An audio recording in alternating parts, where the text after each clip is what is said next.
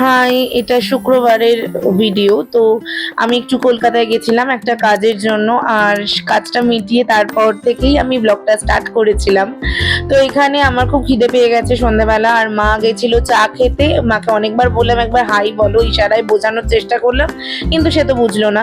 যাই হোক, মা আমাকে খাবার এনে দিয়েছে, তো খাবারটা খেয়ে তারপর ফিরছিলাম অ্যাকচুয়ালি পাটুলির দিক দিয়ে। আর পাটুলি জায়গাটা আমার এত ভালো লাগে না, এত সুন্দর সাজানো গোছানো, সবসময় মানুষজন, মানে এই ভিডিওটাও মোটামুটি ওই 8:30 না 10:30টার সময় করা, তখনও কত ভিড় দেখুন। তো যাই হোক, আর যিনি আমাদের ড্রাইভার, সে এখন পা চুলকোতে ব্যস্ত।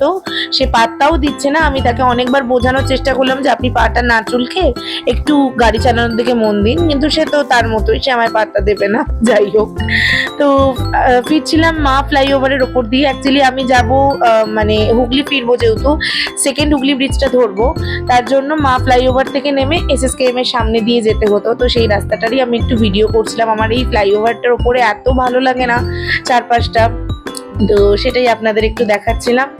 আর তারপর তো আর বেশি কোনো ভিডিও কন্টিনিউ করাও হয়নি, খুব টায়ার্ডও ছিলাম। তো বাড়ি যতটা তাড়াতাড়ি পৌঁছানো যায়, আর মাঝখানে প্রচন্ড বৃষ্টি হচ্ছিল।